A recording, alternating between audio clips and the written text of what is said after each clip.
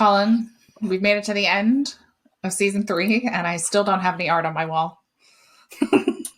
Oh, fail. It's 18 yeah, weeks that I yeah. still have not put any art up anywhere in this house. So, welcome to Chicago for That's me. fine. You just got to get those 3M strips that I see on TV, and that's how you put them up. I know. Well, the thing is my artwork doesn't have frames. I never had any frames from up for it, so I need to frame it and do the adult thing, put it up there. That can I'm be actually thinking about expensive. getting those panels, those felt panels. I'm thinking about doing that. Anyway, welcome everybody to the final episode of season 3. This is an episode that Colin and I have wanted to do for a long, long time. But first, I'm Rose Layton, IT extraordinaire, whatever. I live in Chicago and I don't put art on my walls. Colin, who are you? I am Colin McCarthy, based in the Northeast, based just outside of New York City. Currently in my New Jersey basement, as I have been for the last few years. Great to see you again, Rose. Yes. All of the AI stuff we have wanted to discuss for a long time. Basically the whole season, like since the very beginning of the season when this happened, like when ChatGPT sort of took the world by storm. We were at the beginning stages of recording the season, and we knew we were gonna have to talk about it. But I think it's only the momentum has only grown. So we saved it for the last episode because we knew it was going to be an interesting one. Yes, and it's amazing how much can happen. We only started recording these that was 3 only months just ago. a few weeks ago. Yeah, it feels like February. ChatGTP was only really announced in November last year, so October, November time. So there has been a huge bell curve, hockey stick expansion of all of the AI stuff and the news. As people figured out what you could do with it, a lot of fear mongering, some more rational takes on it. We've got a little bit of both, I think, for today. I wanted to talk about sort of take us back to when we first started talking about doing this episode. I had not used ChatGPT yet. I had not used any of the GPT-4 based chatbots. And I was opposed to them. Colin, where were you on that sort of, how were you feeling when we first talked about doing this episode? I had already signed up and had used GPT. I cannot say it. Order. The Open AI platform. I signed up and used it. Initially used it to try and, it was around Christmas time. I used it to try and write a song based on my neighbor's cats that I was looking after. And he did quite a good job, but a lot better than my singing, trying to sing the song. Yeah. I had played around with it at the start, just out of curiosity. So I'm curious to know why you were opposed to it or hesitant to log in, throw some queries at it, see what it could give you. I think, I'd like to be noble and say it was the privacy stuff, right? No, it really wasn't. I think my first real reaction to ChatGPT, for people who don't know, I have worked in higher ed and I've worked in nonprofits adjacent to higher ed for quite some time. So there's a significant portion of my career in which I was mostly thinking about how college students do things. And my first reaction to ChatGPT was that it could save a lot of time writing essays. And I was a liberal arts major. I wrote a lot of essays in college. And I feel like writing those essays made me a better, person. I don't want to say it made me a better person. It definitely made me, a stronger writer, a stronger communicator, better organized with my thoughts and things like that. So, that was my first reaction is I was like, college kids are going to be really dumb if they use this, and if they're allowed to use this, because like this could write like essays for you. And I think over time, what I realized is something that we also were just talking about, right? Like, it's not that it can necessarily write things for you. It can, but it still does need quite a bit of revision, especially if you're doing fact-based things, right? So we've used Yes. it on the podcast. We've used like I've used it for other things. We've played around with it in some meetings. And anytime you get towards something that like requires like there is an actual truth to whatever information is being presented, it does often present mistakes. And so I think what really changed my mind was realizing that the skills needed to edit it and revise it were just as good as the skills needed to get it down on the page in the first place, Yeah. like the Yeah. human skills. Yeah. So Yeah. I think, yeah. So I think that's the thing is I've kind of shifted my position a little bit more to be like, oh, okay. So it's not that it's necessarily replacing this mental exercise that I think makes you better. It's getting rid of, I guess, the busy work part of it, but it leaves this sort of intense um, work to mental load to be done, which is like, how do I edit this? How do I make it accurate? How do I make sure that it's in line with everything else that I'm supposed to be presenting? So yeah, Yeah. Yeah. And yeah, that was I my do first. note That was my that, first interaction. Like just outside of work, like this is me as a human reacting to this. right. And you Yes. wrote a Yeah. song As you about said, cats. and I did get it to write a song about cats. Actually, I wanted it to use Cool for Cats, which is a song from like the 1970s, and replace it talking about two specific cats. It did a good job, but anyway, we digress. But it is noted, you should note that when you sign into any of these services, they always warn that, the information should not be trusted. All of the sources and the information should be verified. So, as you say, Right. it is And we've not done an factual exercise because I already think, in which we tried to ask it to fact check itself, and it was unable to do that. yeah, and I think And we've even also you, revealed. Go ahead. I was going to say, didn't you ask it to describe something and it provided fictitious links to verify its own Well, argument? they weren't. Yeah, they weren't fictitious. They were old. So the version of the internet that it's trained on is not the current version. And that would Right. be extremely dangerous if it was the current version, just so that we're clear. Like Yes. that's a good thing. But it does mean that like there's like websites that like will change their sort of link structures or their web structures. Um, Yeah. and because of that, their links will change. And so what I asked it to do was I asked it to write a Wikipedia entry for SaaS ops. And then I asked it to use citations, and the citations it gave me, first of all, were incomplete, but also um, none of the links worked. Oh, But all of the articles existed at some point. So, somewhere, like, but they were some of the all articles I old. So they'd been recognized. right. So they've been Yeah, archived. They were in like an archive.org or had been indexed at some point, but their current live links were no longer working. So we're no yeah, longer I think working. I think Yeah. there's the OpenAI Chat GPT. Just GPT. isn't You're going to that? get it. Yeah, I'm getting there. Isn't that based on the internet from 2021? At some point in So it's a few 2021. Yeah. years old. So I would it, like to yeah, see. and when you log into it, it does tell you like it may not be up to date on current events, especially like politics, sports, world events, that kind of stuff. Like it may not Right, know. right. Um, and like if you ask it to list the top football stars from all time or whatever, like it might not. It'll stop at some point. before you get Right. to the Okay. future. Okay. So So it's like having you got to having an kind of, encyclopedia or the Guinness Book of Records that's from about from 2 years old. 1979. Yeah. That's all the information that you have. It's not quite as bad as having a 1979 edition.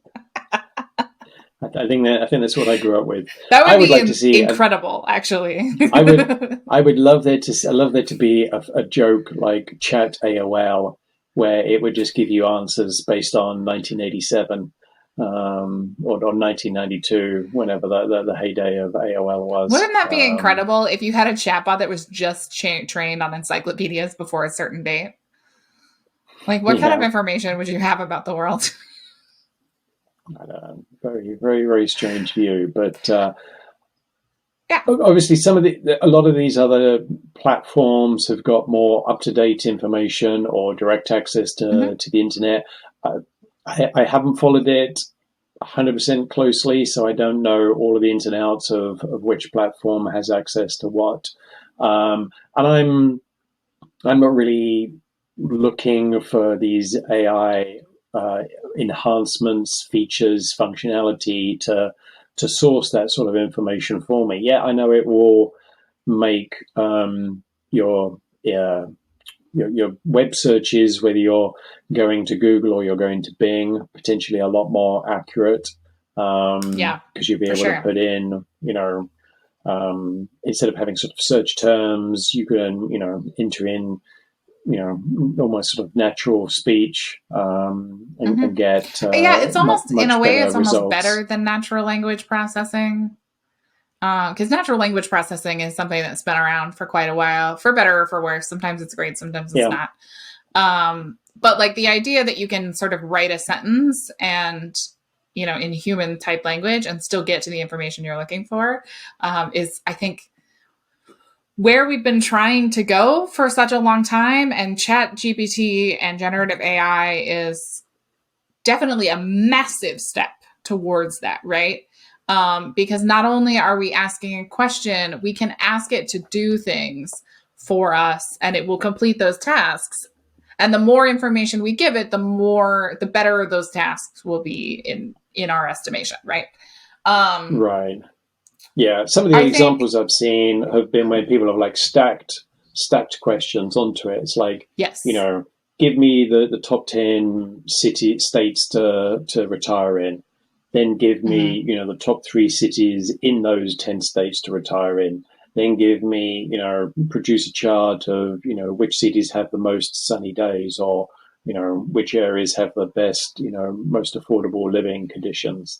Being able to stack Right. and collate all of that information together will save a lot of time because, trying to do that sort of stuff yourself or, planning a vacation, any sort of itinerary information where you've got to look up a lot of information will take a long time. Yeah, well, and it takes, what used to be sort of hours of research, right? Following down each question individually, whereas like now you can sort of just boom, boom, boom, like bang all of those out, right? And kind of like Yeah, get to the heart of your query much faster than you used to be able to.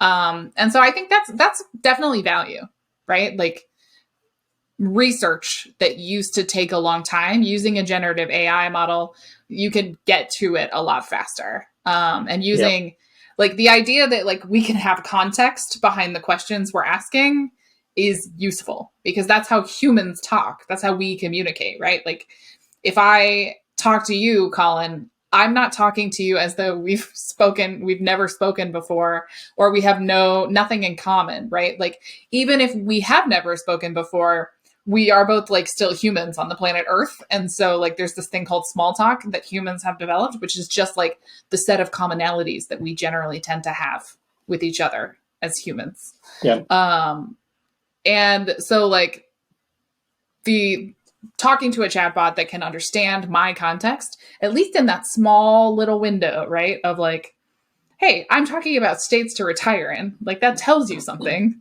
about what I'm looking for, right? yeah, And being able to ask follow-up questions is a really valuable thing. I yeah, want to get yeah, into the sort of like SaaS part of it, which is that we've been sort of shoved many new things, right? Yes, So yes, everybody is announcing some kind of generative AI, GPT based, whatever thing it is. Like yes, they've realized that this yes, is a money making opportunity and also a productivity opportunity, and so like they're trying to integrate it. I think the most recent yes. one, which I just told you about before we got on the call, was I was looking at like Zendesk features um, today, and I realized that they have an add-on that is for AI, and I didn't look very far into it, but like I just like saw those words and I was like, "Yep, that seems about right for where we're at right now." Everything is going to come with it. And obviously, it was only a couple of Yeah. weeks ago, maybe 2 or 3 weeks ago now, that we had Google I/O, when a lot of people did Mm-hmm. comment that it was really Google AI, because virtually every single announcement, apart from Every the single hardware stuff, announcement. Yeah. apart from the hardware, the Pixel A, 7A, and the tablet and the Fold, were about AI functionality, whether it was enhancements to your Google Photos, or you Mm-hmm. know, more exposure or expansion of the Bard testing, or stuff coming into Google Workspace. But yeah, on the collaboration and the work side, every SaaS vendor platform is has it on their roadmap, or it's already in and in limited testing. Right. Um, Yeah, and obviously like we have two prime examples with Google Bard and it's Microsoft Copilot or Bing Copilot. I don't know what the branding I is think on it's that. Microsoft Copilot, which I think Right. Microsoft Copilot, which is in Bing, and I think you can have Yeah. Microsoft Copilot in Office 365. If Mm-hmm. your admins will enable it. I'm not sure of the Yeah. scape, the scale or the scope of that platform, because I don't spend a lot of time in Microsoft 365. Yeah, me Do neither. spend a lot of time in Google Workspace, and I have been very lucky to be one of the small number of domains and users who have Mm-hmm. actually been testing Gen AI in my production Google Workspace account. So I have it I in don't know how Gmail. much you're allowed to talk about Uh, that though. I can talk about it. You Um, can. I can, yes. Uh, I could do in my Google, in my Gmail, in my Google Mm-hmm. Docs. An update appeared on my phone, and I realized there was another button in my Gmail app, so I've now got it On on my mobile as well. phone, on mobile. That's Yeah, cool. on Android. I don't know if it's available on iOS. I'm sure it is. And it has, it has helped me when I have had a blank page, like you That described you need to get earlier when we content were, on. Yeah. yeah. And I had to write, we had to do a policy change for part of the platform, and I needed to write an email about the change I was going to make, and then a little guide about, what it was going to be. I used Gen AI in my Google Doc. I just clicked on the little prompt, helping me write. I asked it to write me an email, and then I asked it to write me a guide. It Mm-hmm. wasn't 100% factual, and it did require some editing, and that was Right. expected. But it took me But it about did it 20 did a minutes. lot of the work. Yeah. It did a lot of the work, and it probably stopped me from staring at a blank page thinking, where am I going to start? It gave me Right. something to work on, and it probably saved me 40 minutes. I think I did in 20 minutes what it would have taken me an hour to do. And the best thing Yeah. was when I sent it to a colleague to ask them to check it, to sense check it, proofread it, give them their comments. They came back with nothing. And normally, if I've handwritten it, they come back with a number of suggestions. So that was a big Yeah. improvement. Yeah, and I In don't know about you, Colin, but like there are times where like I have to write an email and it takes me a while because either the people who are receiving the email are like I'm trying to communicate with them in a particular way, or like the content of the message is a little more, maybe a little less natural for me. And so, like, I wrote an email this week that was like, um, hey, you didn't engage with me on this project, and like we had set aside particular time to do that. So I'm going to send you the materials to the thing you missed, and also Right. encourage you to attend the next thing. Right. And so like it was just like kind of an awkward situation. And so like I sat there with that email for a while, and I would just like go work on something else and come back to it, and like move some stuff around and then like go work on something else and come back to it. And like I could have saved myself a lot of time if I would have just said like, write an email to these people about this thing and then edited it. Right. Because the editing Yeah. process doesn't take nearly as much time. No, no. And I've not used the help me write function in Gmail as much as I've used it in Google No. Docs, because I We have used it found, together a little bit. yeah, we've played around and done some experiments, but I find that the wording is not, it's not my voice.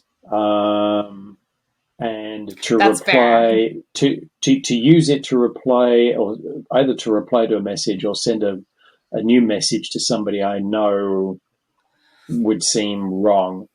If it was an email to somebody I didn't know, then the sort of partial or the strange-ish language that doesn't sound like my voice wouldn't be a problem. Right. The sort of stiffness of it. Yes, yeah, Yeah. yeah. Yeah. And obviously Although I we've will say, played around like, with it an you awful lot. can, yeah, no, and we played around with it a little bit with the tone, by using tone words, right? And so when you're using it with messaging, I think it's important to make sure you include tone words so that you get the right thing that you're looking for. Because like a terse email is different than a soft email, right? Or a Right, gentle yeah, email. yeah, yeah. A Um, friendly or informal or like, any of those kinds of words. But so it works. You find it a little bit easier to write communications in docs then, right? I've I've used it more. No, I wouldn't say I find it easy to write communications in docs. Obviously, if it's an email that I'm just sending to somebody, I'll write it in my Google Doc and hit send. If Right. it's But if you're sending it to information a or a whole group of policy, people, a whole group of people, we normally write it in a Google Doc. Even amongst our team, get somebody else to check it, because the right, worst and thing then is copy, if you're sending out an information, email to somebody, or a group of people about a change or a process, and then 2 seconds after sending that email, you have to send another one to go, oops, I meant June 2nd as opposed to July 2nd, yeah, and yeah, I've in my career I've seen many an email like that, and it's terrible because it just completely loses the notice and the information that you're trying to give, and the good right, messaging. So we normally edit those collaboratively together, and Gen AI has helped get some of those messages started. But then I've also had some catastrophes. We're having the oh, porch painted here, and I thought to myself, I better print out a sign that says the railing, watch for the wet paint. So I opened up Google Docs and I realized I had a help me write button pop up. So it's like, all right, I typed in, write, write to notice about the wet paint and hit enter. And the text that came back was caution, wet floor. And I was like, I didn't mention anything about a floor. I just wanted you to say wet paint. And I tried it like 3 or 4 times, and it was like, no, just I want a wet paint sign, and it just kept saying, "Caution, floor is slippery." And then in the end, I just, I just had to type, in 72 font to fit on a piece of paper so everybody could read it. Caution, wet paint, and then post it out so that nobody oh was going man, that's so to funny. come and stand on our porch. But yeah, they're those failures, but. Wet floor. Um, you know, it is an expanding, developing Mm-hmm. environment, technology. But I think the one thing that some people don't know on Google Workspace is that we've had elements of this since 2017, 2018, when Smart Right. Compose came out and Smart Reply. I've used Smart Compose, Smart Reply, which if you don't know, if you're in a Google Doc, it will give you suggestions for the next words as you start to As you're type. typing, yeah. As you're typing, it'll do the same So thing in I don't have to Gmail. say, like, If please let you're me know if you have any questions a million Yes, yeah, times. yeah. And as soon as you type hi or take the person's first name, and if you're on, mobile or even on the web client, what am I saying? Web client? It's all a web client. Wherever you are, if you're in chat and somebody sends you something, you often get little buttons where you can click and automatically send a reply. There's the Right. smart reply and the smart compose. It makes communication a lot quicker. That stuff's been in there for a long time. In Spaces, so Google Chat Spaces, we've had discussion summaries or conversation summaries for the last few months, where if you come back to a busy chat page or Spaces thread, when there's been a lot of conversation, you'll get that little summary. Bob asked, should pineapple be on pizza? These people said, yeah, this was the summary of the discussion, and then you know where you are. I think a lot of that stuff is going to be turbocharged with Gen AI, and Mhm. if you go on Yeah, vacation, a lot richer I'm than it looking, was. yeah, I'm looking forward to the day where you go on vacation, you come back to a full inbox of messages, you click the Run Gen AI button on your mailbox. It will then say, of the 200 messages you got while you're out of office, only 10 actually need to be responded to. And this email that has, 20 replies because it's been a busy thread, this is what the discussion is about. You know, this person asked you a direct question, this is what you need to be thinking about. I think those Right. enhancements is really going to help improve collaboration. It's not going to take away what we do. It's just going to make things a lot more smooth and seamless and break down some of the repetitive tasks we Right. have to Well, and do. in this example, right, where you're talking about like sort of summarizing the communications that we have, I think everybody has had that experience, right, where you go on vacation and you come back and like at minimum the first half of your first day back Oh yeah. is taken up reading messages, like and chasing down various threads and things. And so like at minimum. And if it's been a long vacation, sometimes it will take like longer than a day to do all of that. Oh yeah. Um, yeah, it can be really, really hard. And especially if you're also in and out of meetings and all of this stuff. So, like, I think anything that can make those, what I consider sort of tedious things, easier is definitely a win. And that's, I think that's the sort of the upside, right? Is that there's a lot of tedious work that we still do. Yeah, For all that we yeah. live in a Technology. fairly automated, technologically advanced world, there's a lot of tedious I things we think still do. Yeah, and I think a lot of these new AI technologies will make a lot of it a bit easier. You just mentioned meetings. Meetings, uh, if you're discussing a project, which probably a lot of meetings are about, you might get asked to do something in that meeting.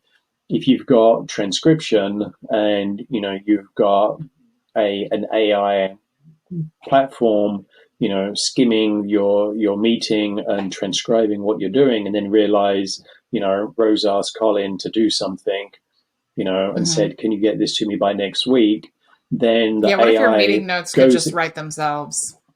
and then go into my calendar or my task program that says, this is the task you've got to do, this is what you've got to provide for, for Mm-hmm. whom, and this is the due date. That sort of stuff will really make. And I know there's a lot of add-on applications you can get for Mm-hmm. Zoom, Meet, and Teams that do sort of the transcription, and I think a lot of that is just going to get turbocharged, and Mm-hmm. we won't have to chase people.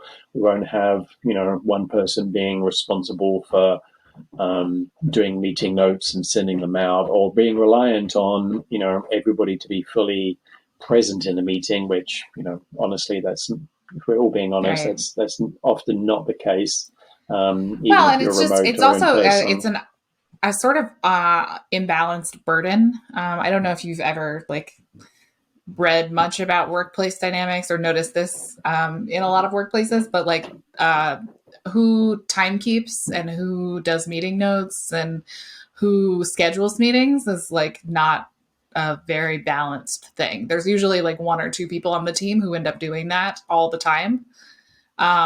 And is that fair to them? I mean, probably not.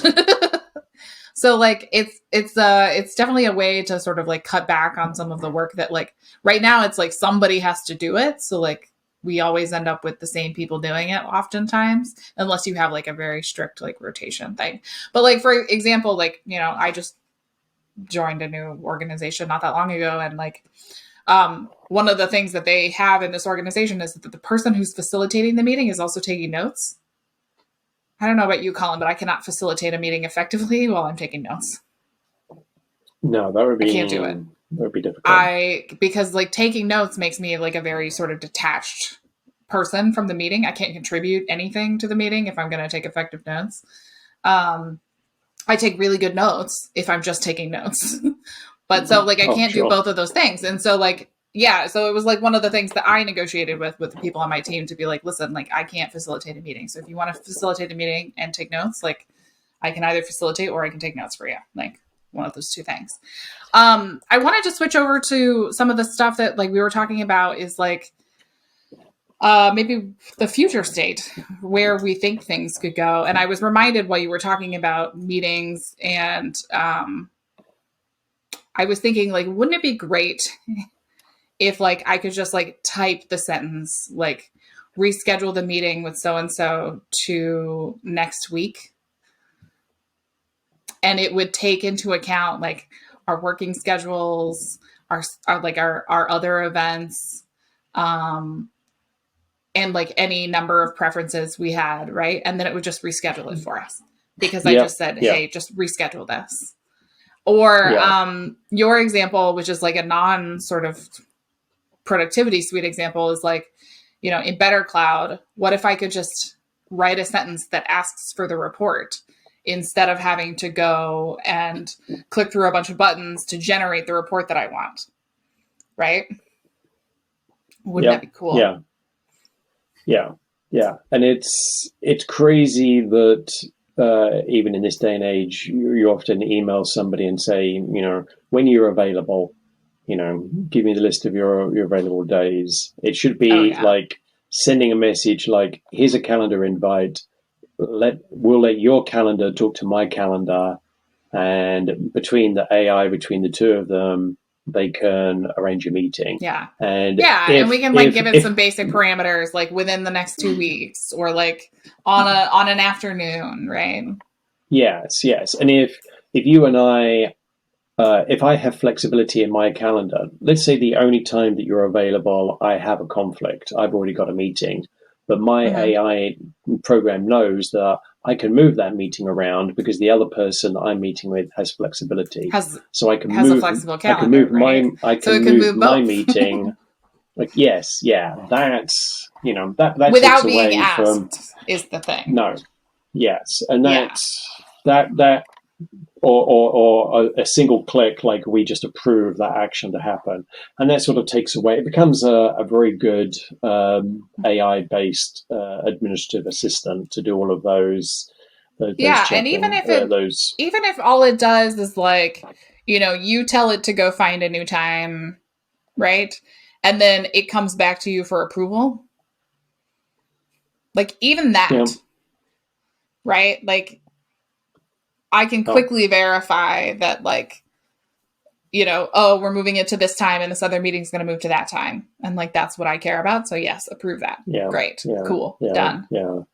Yeah, and as you say, having it in other applications that we use, you know, whether it's Better Cloud or, you know, Miro or Nira Mhm. or, you know, any one of these applications that we want to administer if we can run a report based on natural language, or Mm-hmm. it can do actions based on stuff that it's learned, and it can make better educated, certainly DLP decisions on its own, or Mm-hmm. provide us with more accurate information, will be a Yeah, great like, benefit. I And mean, so, imagine if like I could just say, hey, use this slide deck that I already have as the template for a new slide deck about this thing.